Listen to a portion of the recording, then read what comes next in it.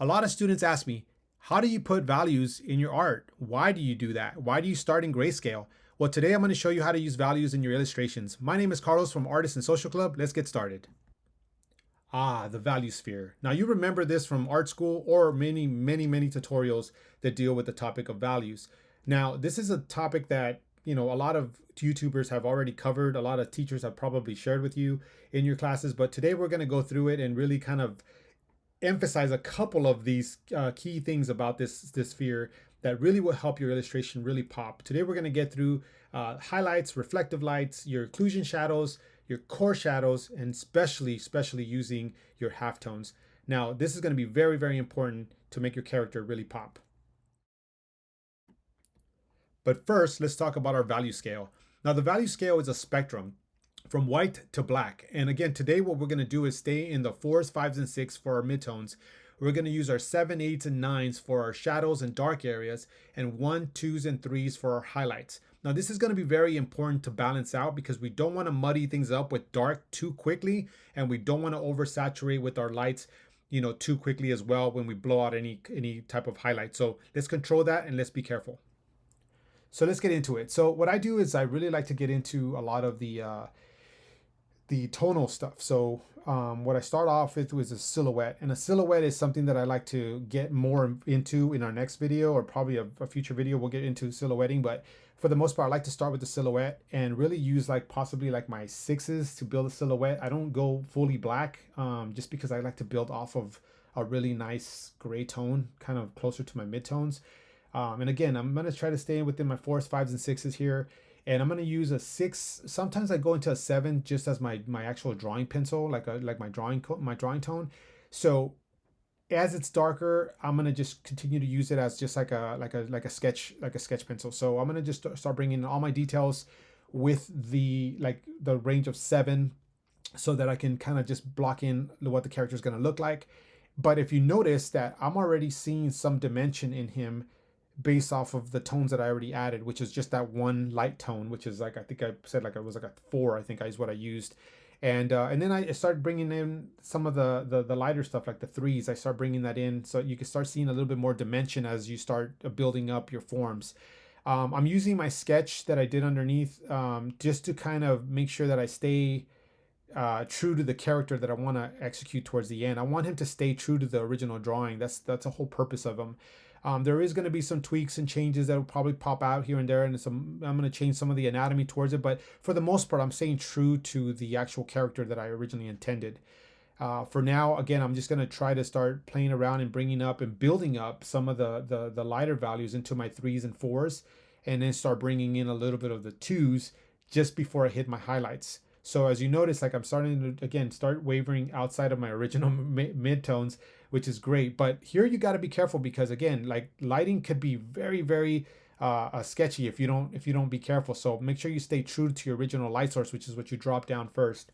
And with that, it reminds me, some of the students that I see their work, they have light coming all over the place.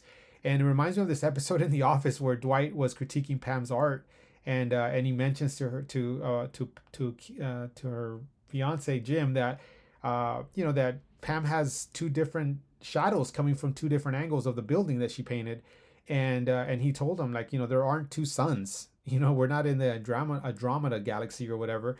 And so it's true. There's a lot of times we tend to put light all over the place to where we forget there's only one light source in the beginning.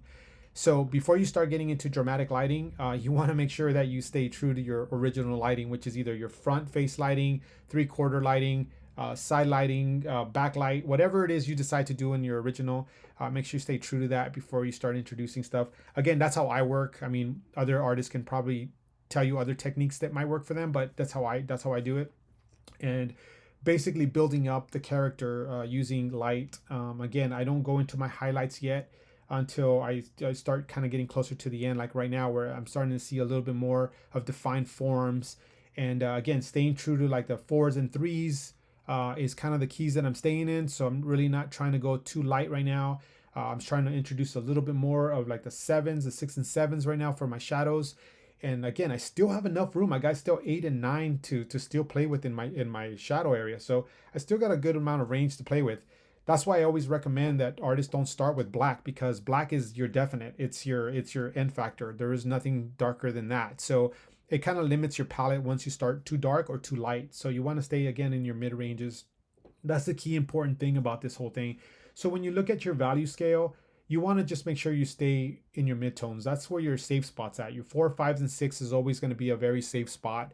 Again, go back to the video and you can rewind it and you can kind of look at the value scale, take a screenshot of it. I'll probably just on the Artists and Social Club website, we'll put the value scale and the value sphere on there so you guys can download them after this video's up. But for the most part, again, just use that as your reference. You can find those things online, and yeah, but you can definitely pull them off of our website. And but anyway, so use this method here, because again, you want to make sure that it looks like a sphere. Like you see the top of his head is a dome, so you want to again render it like it's a ball. So everything is going to be rendered out like it's an actual sphere, and so that's how you want to treat the character. And so it gives you more of a realistic lighting scenario. And so now, as you can see, I'm starting to bring in the 8s and 9s now. So now you can start seeing the really dark darks. And notice how I reserved that towards the end. I didn't do it in the beginning. I really reserved it towards the end, but it really punches out all the other details out, because now you see the defined forms. You see how deep they are. You see, you know, all the shadowing and stuff like that. So now you're starting to see it really, really come to life. It becomes more dimensional.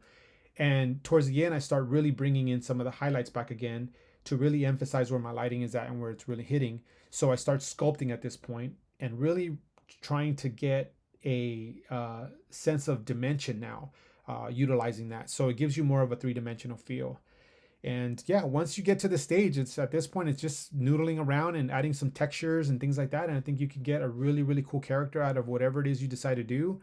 And yeah, I mean, it just gets easier and easier as you practice. So keep practicing from life, study your own face, get a mannequin, and, you know, really practice and see what comes out. I really tried so many things. And I even, again, I put my face in a cloak, took pictures of my face in light, and I just went for it. So, I mean, just practice, practice, and practice. And that's all I can tell you. And you'll get better and better and better. So thanks, guys, for watching. I really appreciate it. Thanks for being here. Hope you guys enjoyed it.